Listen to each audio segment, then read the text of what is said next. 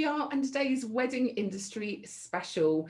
So today's guest deserves quite the introduction. She is a blogger, a podcaster, an author, owner of one of the only surviving UK print wedding magazines in the UK. She's also a big believer in being you, and that the message that is enough.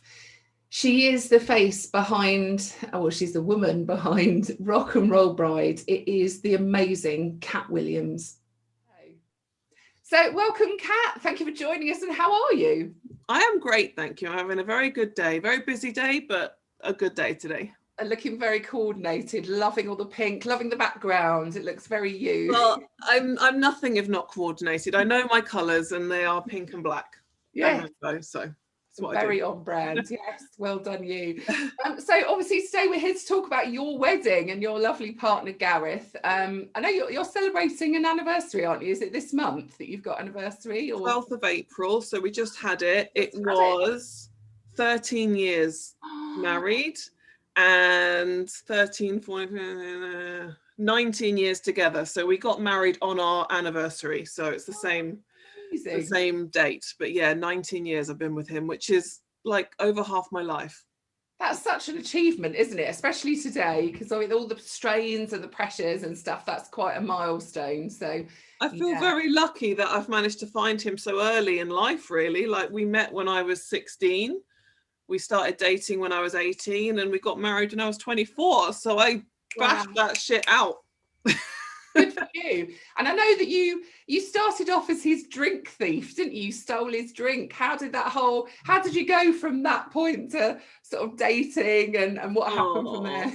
Well, the story he tells is we were in a bar. He saw me across the garden, the beer garden, and said to his friend that he was with, "Oh, that's the girl I'm going to marry." I don't know if that is true or if that's just a line he told me, but I kind of love it. And yeah, I was 16, 17. So, you know, all I wanted to do was be in a bar and get drunk. And for some reason I picked his table, sat down, and I was like, "Oh, let me have some of your drink." What an idiot. And then I think what I did was, I think he was like showing me his new flip phone or something, like the phone that was similar to one that was used in the Matrix or something. I don't know. That was like in. Yeah. And I put my phone number and my birthday in his phone.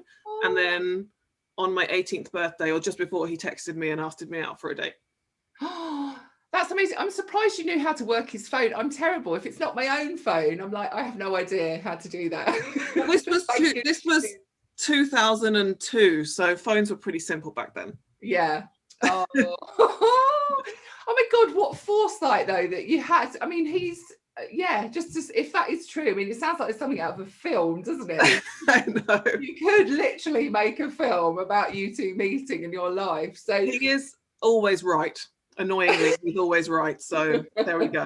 And I don't suppose he'd admit to not having said that now, because he set the scene and it all sounds very romantic. Right, exactly. You can't, no backseas. You said it. No, exactly. No going back. So obviously all of our followers and everyone watching will be very familiar with your positive, your proactive work within the industry on your social media channels. But what they might not know is how this all started, because your wedding planning journey pretty much changed the course of your life, didn't it? I mean, it was because of the lack of choice and options available that has really pretty much got you to where you are. So can you tell us a bit about your planning journey and sort of the struggles that you had? Yeah, well, so this was 2007. So we got engaged, and the next day I went out and did what every bride at that time probably did, and bought every single magazine and joined all these like wedding forums and was like throwing myself wholeheartedly into it, but very quickly realized that if you didn't have a huge budget, or you didn't want, you know, pale pink or pale blue or pale green as like an accent color with matching bows and tie back sashes on your chairs and matching bridesmaids, then there wasn't really any other option. Yeah. And I found it very restrictive and very like a bit disappointing, because I just remember like being 23 and being like all excited about finally, I was such a baby, but finally getting my turn to be getting married, and just be like, I was a bit like, is this it? Like, do I have to have this? It felt very much like there wasn't really any option. Like the option was, do you want green or do you want pink? Like that was kind of the only option. And yeah, I was just felt very restricted by it, and I felt very lost in this sort of sea of mediocrity and sea of traditional stuff, which was never really my bag anyway. So I started a blog just to kind of talk about the things I liked, and it wasn't ever started as a business or to be like a blogger or an influencer. That wasn't even a thing in 2007, 2008. It was just as a way of like me sharing my wedding planning journey and like the bridesmaid dresses we were picking, and, you know, oh, I've seen this cool idea from America, because aren't America, they're always a bit ahead of us, and blah, blah, blah. And I called it Rock and Roll Bride because our wedding photographers actually said to us that we were the most rock and roll couple they'd ever worked with. Wow. So I was like, that's a cool name. I'm going to call it Rock and Roll Bride. So thanks to those wedding photographers, who I think are no longer in business, because it was so long ago and they were pretty old. But yeah, so that's kind of how it started. And then once we got married in 2008, I just loved it. Like I loved talking about weddings. And when I found that little community of people that also wanted to do things differently, and at that time, a lot of it was over from the States. So I'd had a lot of readers in the States. I started talking to like suppliers that were based in the States, and like sharing, publishing weddings that they'd done in like Nashville or LA or whatever, and just being like, God, I wish this could come over to the UK. It's so cool.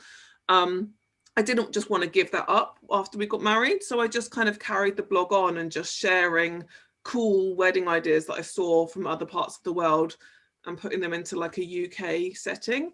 And it happened incredibly organically. There was never a big plan for it to become anything other than a blog that I was just sharing stuff on.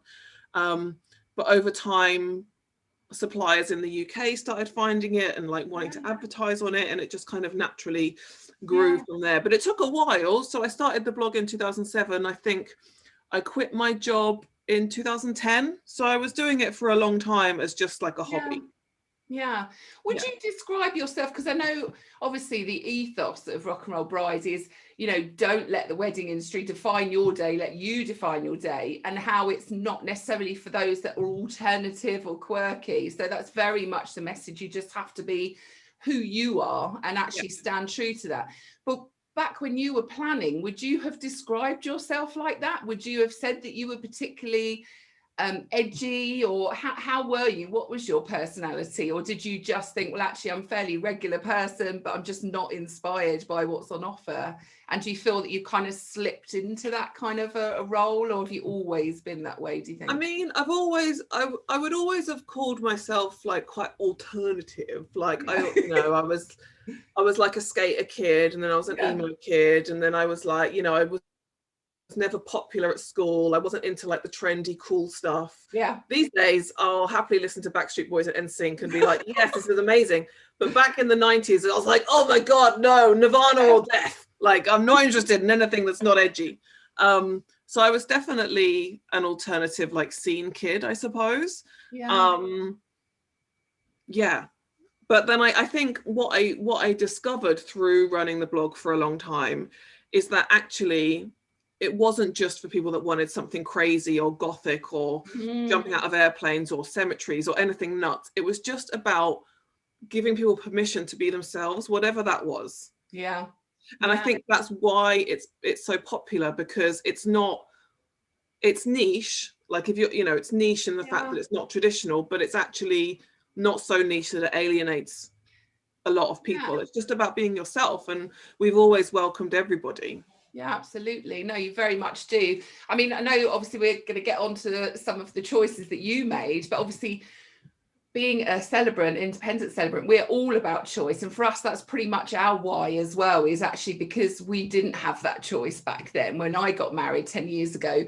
And so that's kind of how I found myself where I am. And we follow the GCCM, which is a movement all about giving couples choice. But where do you think the industry needs to kind of change? Do you think it does need to change, or does it? I know there's a place for mainstream, tradition, but do you think, and how do you think it's going to change? Where do you think that change is going to come from? Because I think it is right on the cusp of a big change. I mean, I don't have pretty much anything to do with the traditional wedding industry. Like, I wouldn't really know what's going on in traditional wedding industry land. I've got no fucking idea. I don't know if I'm allowed to swear on this. I hope I'm allowed to swear on this. Yeah, go for it. I'm gonna have to put some beeps over my. No. Yeah, I mean, the cliched answer is like, everyone should be themselves and blah, blah, blah. But there are so many people doing it now. Like, there are so many quote unquote alternative suppliers. Like, it's almost become the new traditional industry. Like, yeah, which is good and bad. Yeah. So I think you're right. I think for me, we're seeing a bit of a shift in how people are booking their weddings, the choices that they're making. I've got a small team, so we're pretty much busy throughout the year, which means that there is definitely a shift in, people looking for something that's a bit more personal. And I think that is probably the key thing, isn't it? Is something that screams, this is us, this is me.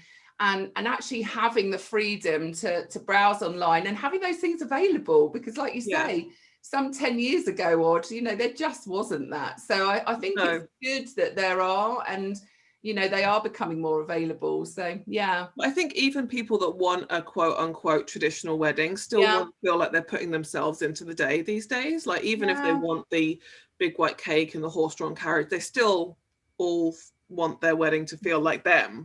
Absolutely. I agree. I think that's just been a natural shift over time. I feel like in the early to mid 2000s, it was very much about like keeping up with the Joneses, and like, if you've got a big budget, then you're fine. If you've got a small budget, then we don't want to hear about it. Whereas these days, it's like, well, I only spent 20p on my wedding and look how amazing it is. And it's like the other way around. It's like there's almost like a budget shaming if you've got a big budget. It's like, oh, how wasteful.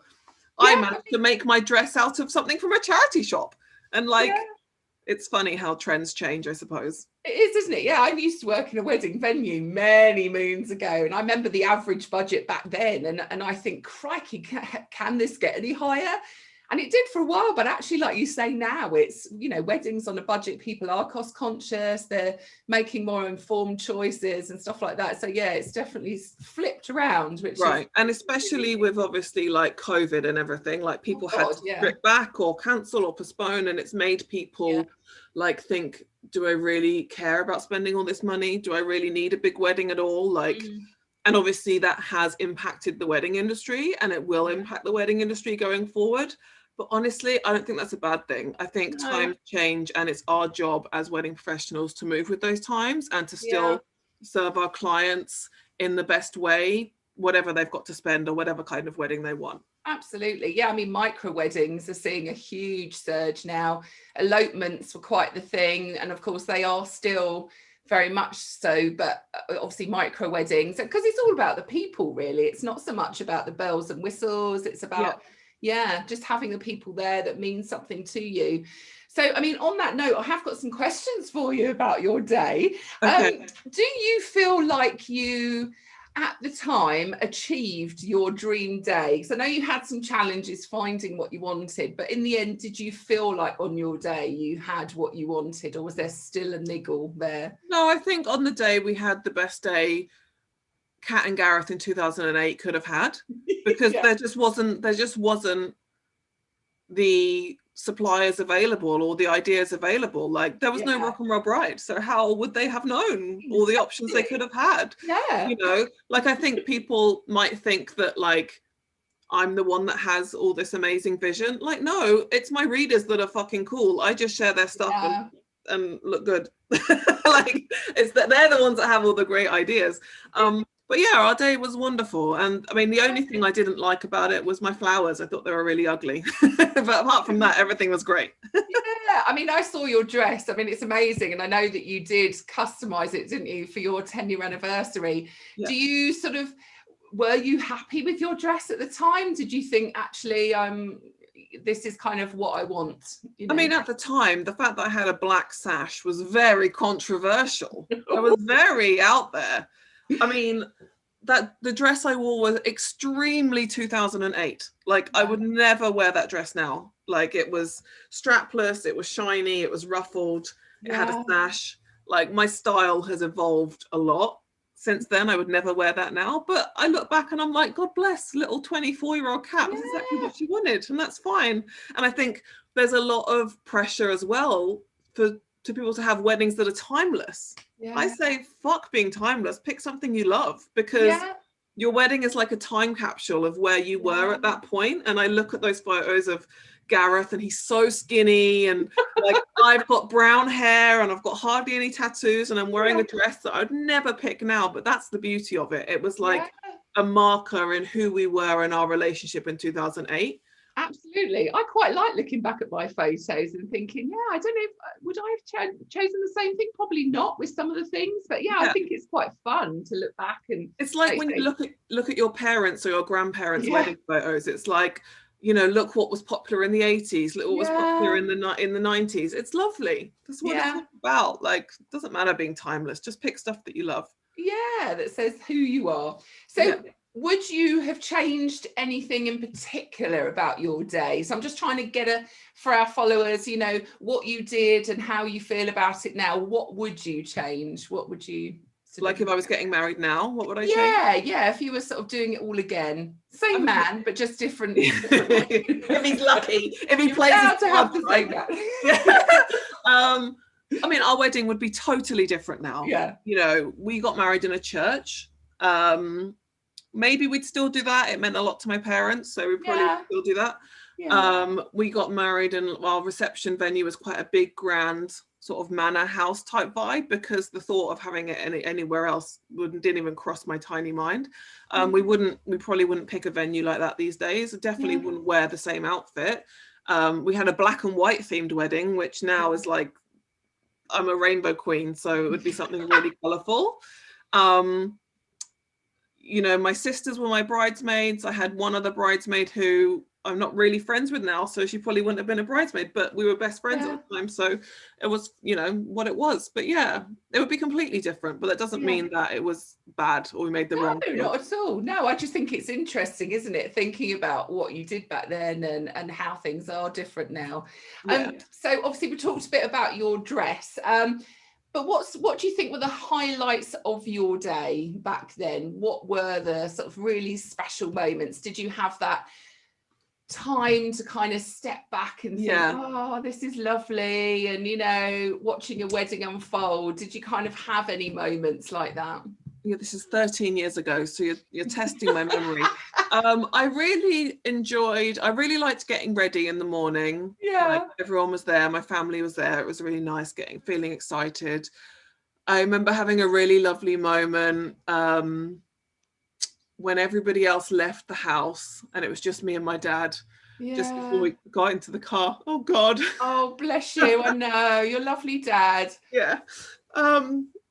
Jesus, why did I even mention that? But I remember that being a really lovely moment. Walking down the aisle and seeing Gareth for the first time, and like when I got to the bottom of the aisle and he squeezed my hand, and I just remember him saying like, oh, I think he said like, oh, you look awesome, or you look so nice, or something. And I just remember thinking like, we love Gareth. He sounds lovely. He says all the right things. So all those like lovely little moments. And I don't really remember what we ate. I don't really remember what we danced to. No. I don't remember what the cake tasted like. You know, who cares? I don't really care about those parts now. It's now just thinking back about, you know, the ceremony and those really nice moments. I think it is all about moments, you know. Like you say, you can pick out all the sort of physical, the tangible little things, but ultimately, like you say, do people even remember wedding favors and things like that? You know, I know there's a place for those, obviously, but you know, I just think it is all about the moments, and that's kind of what you are going to remember, and clearly what sort of strikes a chord for you. So what would you say if you were doing it now? Paint a picture of your day. So if I said to you, here's a budget, you're going to go and do it all again, you've got some planning time, what would you do? How would you do it? I'd hire a wedding planner and be like, please do it for me.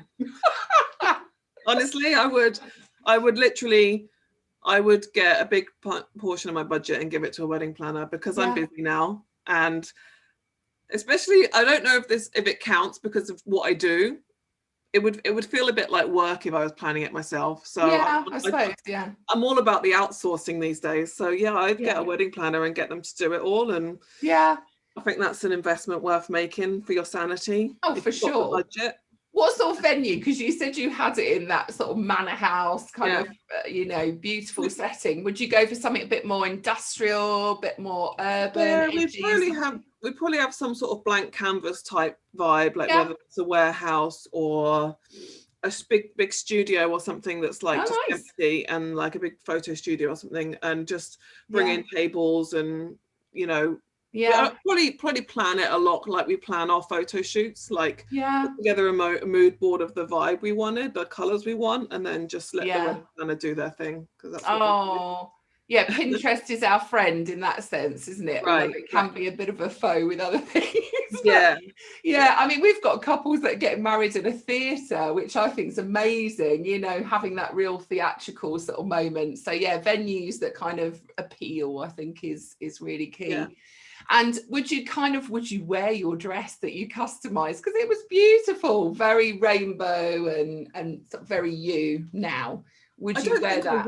I don't think I would, actually. Like, the customization was done 3 years ago, so it's still great. Yeah. But I think my stylist moved on from then even. So I probably wouldn't wear it. I don't know what I'd wear. I mean, right now I'm just living in dungarees, so maybe I'd just wear dungarees. White dungarees with some killer heels. I don't know. Oh, tell me about your tattoos, because I know obviously you didn't have them on your original day, but when did that all kind of start off? And So I had a few tattoos then. They were all small and hidden ones at that point. Yeah. I actually got this sleeve probably because of Rock and Roll Bride and just seeing so many cool people with cool tattoos every day. I was like, I want to be cool and so I started, I think, when did I start getting it? Like 2010 or something, I started getting it. And I don't know when I finished it, a few years ago. I've got a big one on my back of my cat. Oh, lovely. What else have I got? I've got a rainbow on my shoulder. Yeah, I'm getting another, I've got a little weird silly thing here that's like doesn't really mean anything. I just was like, I'd like one there. And I'm actually getting another tattoo next week from my dad. So lovely. At some point, they look beautiful. So I think your dress that you customize actually showcased those perfectly, which is really nice. So all for that. So I've got a bit of a quick fire round for you in a minute. I think I know the answers to some of them now that we've talked a little bit, but what do you think is the best thing about being married? So before we move on, what do you think is the best thing about being married for you? The best thing for me about being married is that I know that I've got someone that's always got my back, and he will always, not that he'll always side with me, but he will always put my needs equal to his own, and we're a team. And if I've got a problem, I can go and talk to him. I don't ever have to feel like shy or silly about asking people. Like, I can be completely myself, because this unity's stuck with me forever, whether we like it or not. And I think people say, that marriage doesn't really change anything. And maybe in the first few years it doesn't. It's very similar to just being together. But once you've been with someone for so long, it's like that security and that deep connection you have with someone can't really be replicated with any other type of friendship. No, absolutely not. And I always say to my couples, your marriage goes way beyond your wedding day. So don't stress yourself out about, because the details are the details. They're not what makes your marriage. That's a continuous journey of giving and taking and learning about each other and all the rest of it. I mean, what would Gareth say, do you think? Or would he just say something really romantic like that? I don't know. What would he say? The best thing about being married to me? Yeah.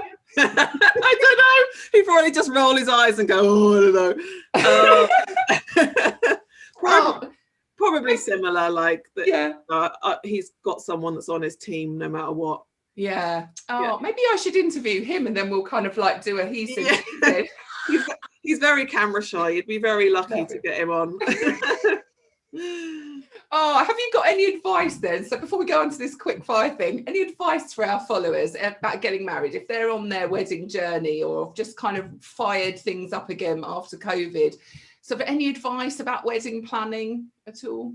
I've got loads. My main advice would probably be pick out the 2 or 3 things that you really care about, whether that's photos, whether that's your outfit, whether that's flowers, like whether it's the venue, whatever it is that you really have your heart set on, and find the budget to get those. Yeah. And things that you don't really care about, favors, maybe you don't care about having a live band, you're happy to use Spotify, whatever it is, either bin them or find DIY or like cheaper ways of doing it, because there's no point spending money on stuff that you don't care about. No, because it is only one day, and I know being in the wedding industry, we're probably not allowed to say that, but there's no point spending all your hard-earned money on something you don't care about because you think you have to have it.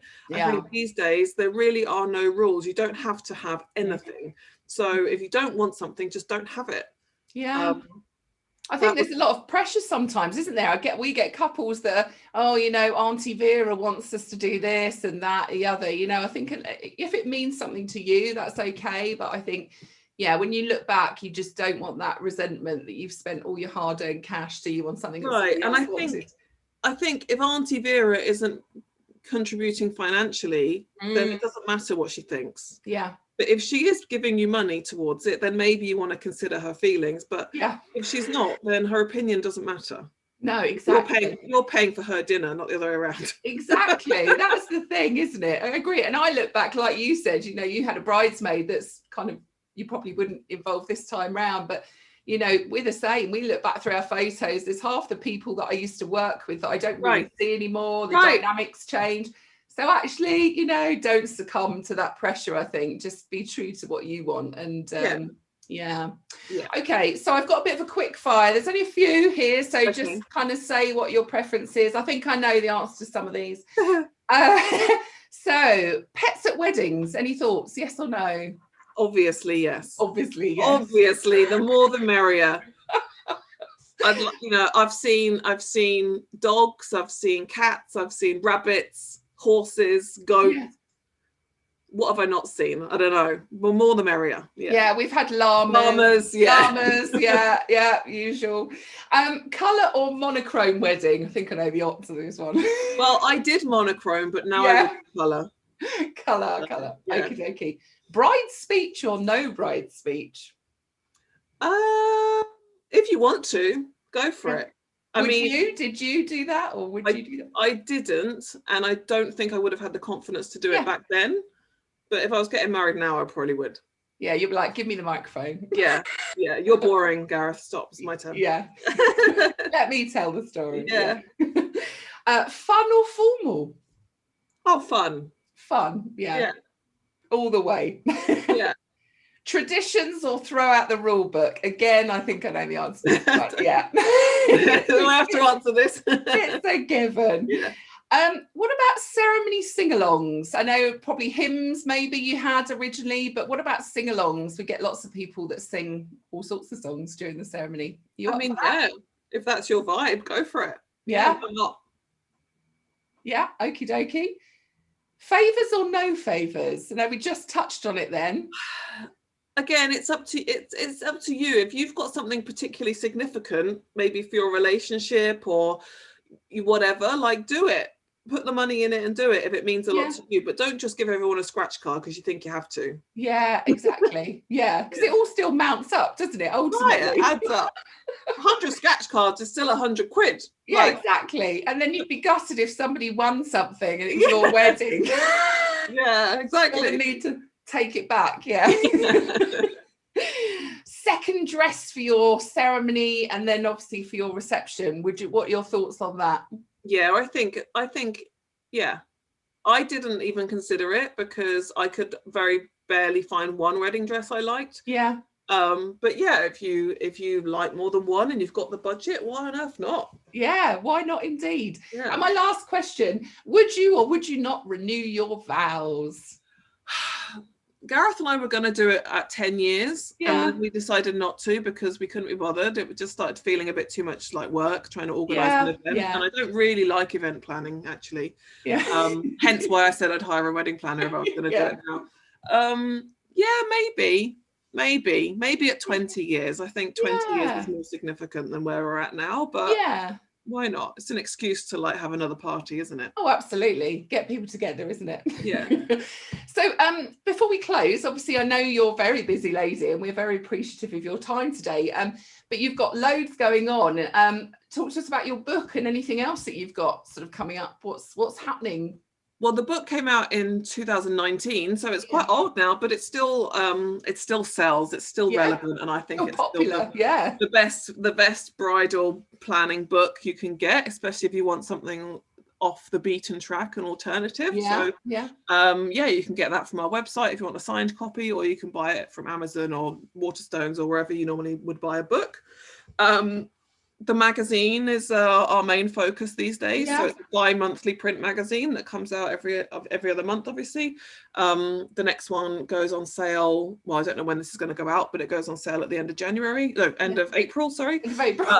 Like, where are we? I honestly can't believe it's nearly May. Like, I don't know what's happened to this year. Like, I think I'm still stuck in January. It's like, so the magazine is really our main focus right now. And you're doing well with your mentoring as well. I know you offer that service. Is that something you're still looking to? And you're so I do offer mentoring. I started doing it last year. I love it, actually. I just did a call before this with somebody new. I do mentoring for all types of small businesses, bridal or non-bridal. Mostly people want help with like how to sell or social media or, finding clients, things like that. I've been running my business for 14 years now. So I know a lot about how to run a business and how to run a business on the internet. So I thought, well, I'll share it for people that need my help. And it's been really good and really fun. Yeah. Oh, amazing. Well, I mean, obviously, we do appreciate your time today. And I know lots of our followers do follow you on social media. But those that don't, I'm going to encourage them to hop over and do that now. But thank you so much for your time today. You're welcome. It's been amazing. And I love talking about weddings. And I've been desperate to hear a little bit about yours. Oh, there you go. Mission accomplished.